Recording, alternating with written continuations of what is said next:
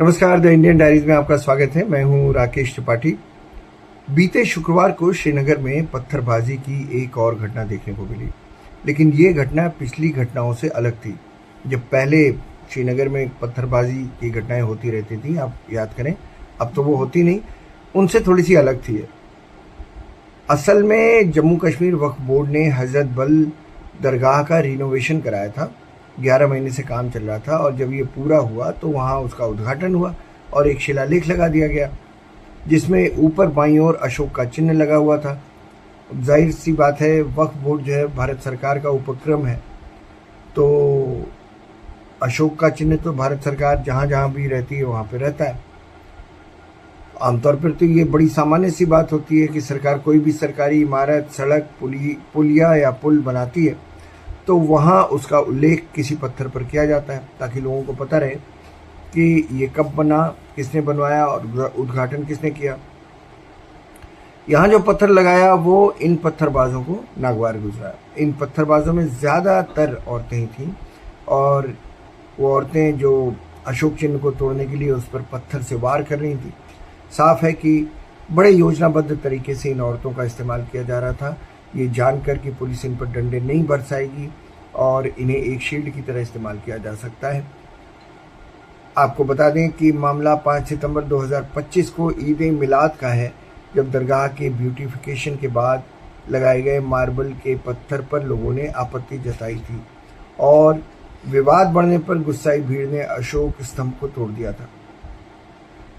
इस घटना की निंदा करते हुए जम्मू कश्मीर वक्फ बोर्ड ने इसे आतंकवादी हमला करार दिया और एफआईआर भी दर्ज करा दी। अब चूंकि हजरत बल का पुनर्निर्माण या रिनोवेशन जम्मू कश्मीर वक्फ बोर्ड की ओर से कराया गया था, जो कि भारत सरकार का सरकारी महकमा है, तो जाहिर सी बात है शिलापट्ट में सबसे ऊपर बाईं ओर अशोक चिन्ह बना हुआ था। इन औरतों ने इस चिन्ह को तोड़ा, ये कहते हुए कि मस्जिद या दरगाह में अशोक चिन्ह लगवाना किसी मूर्ति के लगवाने जैसा है, जो इस्लाम में हराम है। अब अशोक चिन्ह तो राष्ट्रीय स्तंभ का हिस्सा है, उसको तोड़ा जाना तो कानूनन अपराध है ना। तो भारतीय राष्ट्रीय चिन्ह एक्ट, यानी दुरुपयोग की रोकथाम करने वाला एक्ट जो है 2005 का, उसके तहत 2 साल की कैद और 5,000 रुपये जुर्माने का भी प्रावधान है इसमें। तो फिलहाल पुलिस ने एफआईआर दर्ज कर ली है और उन लोगों की पहचान करने की कोशिश की जा रही है जो लोग इस मामले में शामिल थे। लेकिन कई सवाल इसमें पैदा होते हैं। पहला सवाल ये है कि अगर दरगाह में पिछले 11 महीने से काम चल रहा था और इसे जम्मू कश्मीर वक्फ बोर्ड करवा रहा था, तो शिलापट्ट में तो यही लिखा जाएगा, ये तो बहुत जाहिर सी बात है। इसका विरोध क्यों करना? दूसरी बात, अगर विरोध करना ही था तो जो विरोध करने वाले कह रहे हैं कि वो पूरा शिलापट्ट ही हटा दो क्योंकि इससे पहले तो कोई शिलालेख था नहीं, तो अब क्यों? तो भाई इसका जवाब तो ये है कि भाई इससे पहले तो पुराना स्ट्रक्चर था, तो पत्थर क्यों लगता? सरकार ने इसका रिनोवेशन किया कश्मीर के लोगों के लिए, इसलिए लगा। वक्फ बोर्ड भी सरकार का हिस्सा है, तो अशोक चिन्ह तो वहां लगना ही था। तीसरी बात यह है कि अगर इस बात का विरोध ही करना था तो विरोध दर्ज कराया जाना था, विरोध दर्ज कराते। अचानक आए और तोड़फोड़ करके उसको नष्ट कर दिया, तो ये तो अपराध है। और चौथी बात यह कि योजनाबद्ध तरीके से की गई पत्थरबाजी के पीछे किस किस पार्टी का हाथ है। हालांकि पुलिस की जांच इस मामले में चल रही है, लेकिन हमारे सूत्रों का कहना है कि तोड़फोड़ की इस घटना में घाटी की ही किसी पॉलिटिकल पार्टी का हाथ है। जुमे की नमाज के वक्त वहाँ जमा तो हज़ारों लोग थे, लेकिन हमले में शामिल थे कोई 200-300 लोग, यानी कि किसी ने इन लोगों को भड़काया, तैयार किया और इस हमले को अंजाम दिया। अब वैसे तो इस्लाम में हराम बहुत सारी चीज़ें हैं, शराब, जुआ, ब्याज, सूदखोरी, चोरी, हत्या, जादू टोना, टैटू बनवाना और झूठ बोलना भी हराम है, और नशीले पदार्थों का सेवन करना भी हराम है। तो क्या मान लें कि इस्लाम को मानने वाले सारे लोग शराब नहीं पीते, जुआ नहीं खेलते, चोरी या हत्या में शामिल नहीं होते और झूठ नहीं बोलते? और तो और संगीत भी हराम है इस्लाम में, गाना बजाना सब हराम है।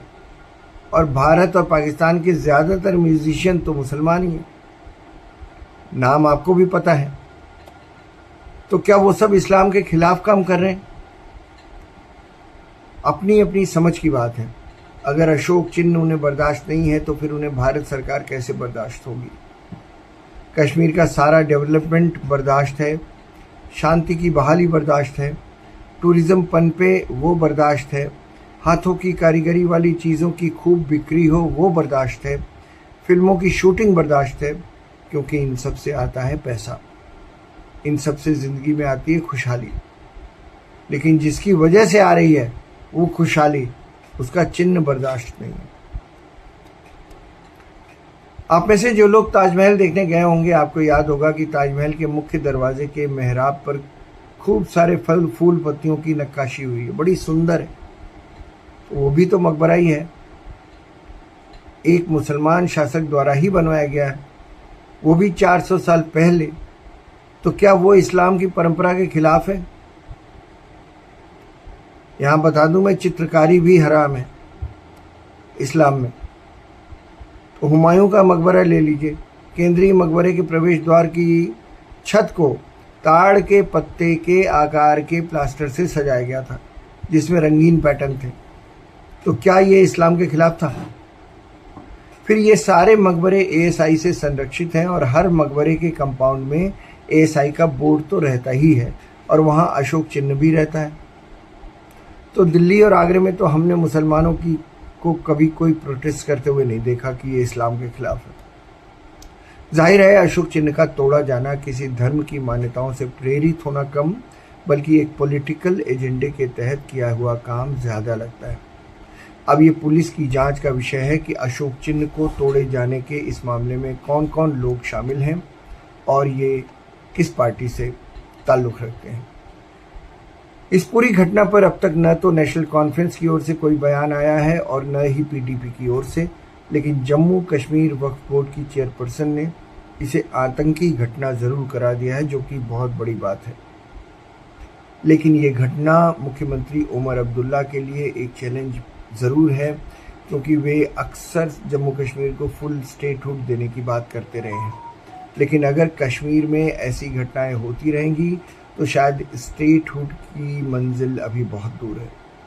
साथ ही केंद्र सरकार के लिए भी ये मामला खतरे की घंटी है। तो इस घंटी की आवाज़ के मायने हम सबको समझने होंगे। ये वीडियो आपको अच्छा लगा हो तो इसे शेयर कीजिए, लाइक कीजिए और कमेंट कीजिए।